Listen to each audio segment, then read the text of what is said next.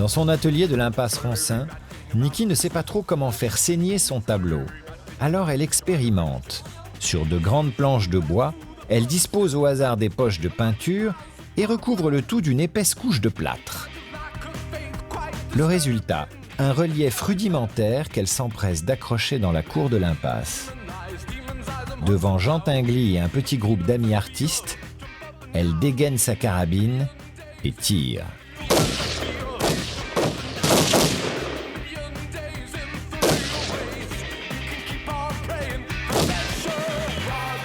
Quand elle prend sa carabine et qu'elle se met à tirer, c'est comme si elle était habitée par autre chose. Et les gens sont surpris, la détonation, ces jets de couleurs d'un coup. On voit le tableau se fabriquer en direct d'une certaine manière. On voit les coulures se faire. C'est un acte de création et pour elle, c'est très important. C'est comme ça qu'elle le voit. Cette performance radicale impressionne les spectateurs hypnotisés par ce mélange de destruction violente et de création exaltante. En quelques jours, le petit monde de l'art ne parle plus que de ça. Puis, intrigué par la rumeur d'une jeune femme qui peint à la carabine, ce sont les caméras de télévision qui se déplacent jusqu'à l'impasse. En avril 61, une séance de tir est même diffusée au journal télévisé.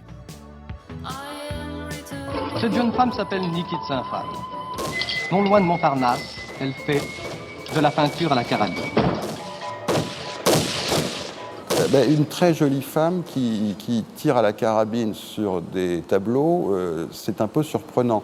Pas oublier non plus qu'à l'époque, les actualités, et notamment les actualités télévisées, étaient très friandes d'art. Il y avait aussi la curiosité, un peu de voyeurisme aussi, je pense, de voir une femme avec une carabine.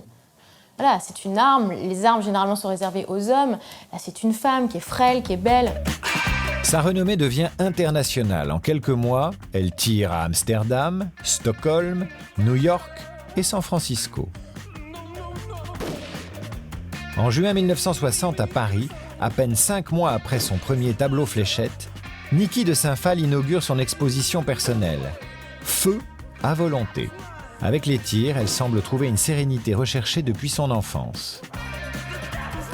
Ces tableaux martyrisés, tels des corps éventrés se vidant sur le sol, sont sa revanche sur les hommes et son passé. En tirant sur ces plâtres, c'est un abcès qu'elle crève.